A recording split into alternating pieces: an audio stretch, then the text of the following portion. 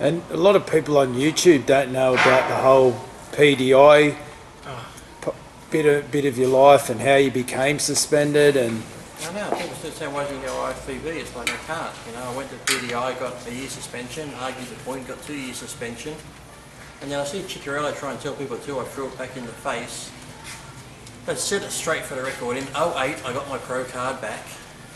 I was going to compete, but I tore my arm. So then I was going to compete in '09, '10, but just didn't really get into it. Couldn't get my mind into it, so I did it. So in '10, I figured I'm not going to compete anymore, so I just didn't renew my pro card. And then I got a life suspension. So Bob Ciccarello's saying, oh, we went to bat for Lee, he got his pro card back and then he wouldn't compete, or he just threw it in Jim Mannion's face and blah blah blah. It's not that at all. I got my pro card back in '08 through Jim. Like I said, I was going to compete, but I just didn't compete. And in '10, I just didn't renew my pro card, so it wasn't anything like what Bob Ciccarello states on MD and all the other bullshit. So I was going to compete, but didn't. And then in '10, I just never renewed it. So after '10, I wasn't IFBB Pro anymore. And I did the radio show with Romano, talked about the politics. I guess I got a life suspension then, but you know, he tries to make out like I got my pro card back and then just didn't want to compete or threw it in their face. So it's all shit. They need to get their facts straight. They're going to talk shit online.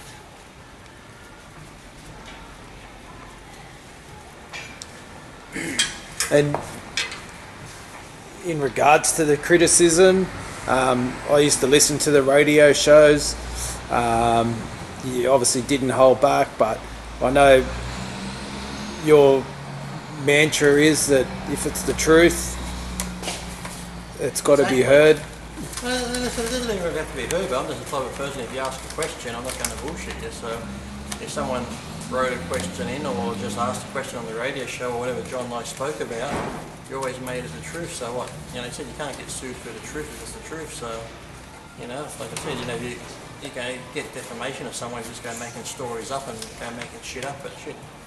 Fuck, I don't have a lot of lawsuits. I could go sue people if that was the case, they're about me, but yeah, like I said, we just speak the truth and told it was. I said, you know, there's nothing ever, like I said, it wasn't even really attacking the IFBB because so many times we said, you know, the IFBB's a place to go if you want to compete and do stuff and get contracts because they're mostly seen, but just the way it's run and, you know, the politics involved, the wait your turn, bullshit, pay your dues, bullshit, none of that shit should be going on. And earlier on, it's like, you know, some of the top athletes weren't getting good money, which I still don't think they are getting good money, so for what goes into it, so. You know, I just don't think it's fair. I understand promoters have to make money, which they do, but so do athletes, and they're the ones that are putting their life on the line. So, and I said it, and all the times I do these interviews in the magazines and shit, you know, I'll probably say 90% of the pros would come up and say, Lee, we agree with what you're saying. So I'm like, well, why don't you stand with me? Oh, no, I can't do that. I'm like, well, why not? I said, they can't suspend all of us. Can you imagine at the Mr. Olympia, we had the athletes meeting, and all of us stood up and said, listen, until we get this, and this, we're not walking on stage tomorrow. They're not going to cancel the fucking show. You know, athletes have all the power. Me and Sam in there. Exactly. You could turn up and win it. So yeah, but I said they just won't stand together. That's what pisses me off the most. They'll all bitch and complain about it, but they won't. You know, that's so funny because you get these guys that walk around big and buffed, all these muscles, look big, buncho men, but they fucking act like girls. You've got fucking cowards to speak up and say what they truly feel. They just bow down and take it, okay. And what pisses me off the most too is like, when I used to speak out against it, people say, Lee, shut your mouth. I could have, you know, I was making good money. I was placing well in contests, I could have shut my mouth. But if the guys on top don't stand up for the guys on the bottom, nothing's going to change because the majority of the guys on top now, like Jay and Phil, they're making great money, so they're like, well, fuck, it doesn't affect me, why should I worry about it? But you know, the other guys who place beneath them or place out of the top 10, they're still busting their ass, they're still going through whatever to get ready for these shows and the Olympia and stuff. And like I said, they're pros. You're meant to be able to make a living. If you're going to call yourself a professional, you're going to make a living out of what you do. Not fucking work 2 jobs, 3 jobs, sell drugs on the side, do gay pay shit to fucking keep your pro card, you know. So yeah, just fucking pisses me off when the guys on top don't stick up for the other fellow athletes on the bottom. So right now I'm just like, fuck them. They all get what they deserve. They can't stand up for one another. You still keep in contact with many of them, Lee? Not really. No. Only like sometimes Paul Gillette or occasionally talk to Gary Stridham, but all the newer ones. If I see him at Expo somewhere, say hello if they say hello to me, but some of them aren't able to be seen talking to me, I guess. So. Whenever I saw Jay Cutler, he was at Gold's in Scottsdale and he walked past me, probably a bit closer than you. I went to say hello. Snubs me. I thought, oh, I might have seen him, so he walks past again. Snubs me again. And my friend Scott was working at his Macarossa store when he had me in Venice, and he asked Jay, did he see me and say hello? Jay's like, no, it wouldn't look good if Mr. Olympia was seen talking to a suspended IFBB athlete. So I was like, oh, fuck.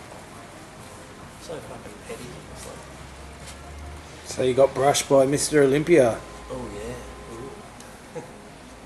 That's right. But I don't complain. I'm happy.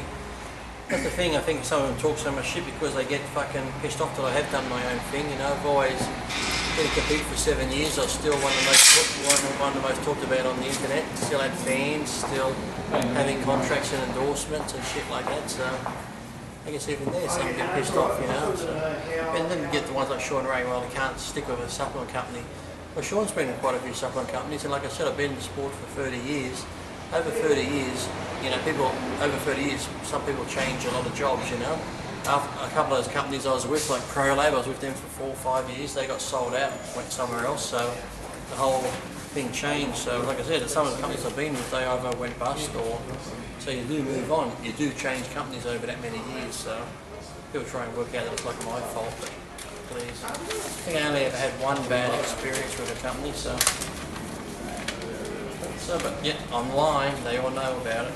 They all know it's many companies. Like, idiots.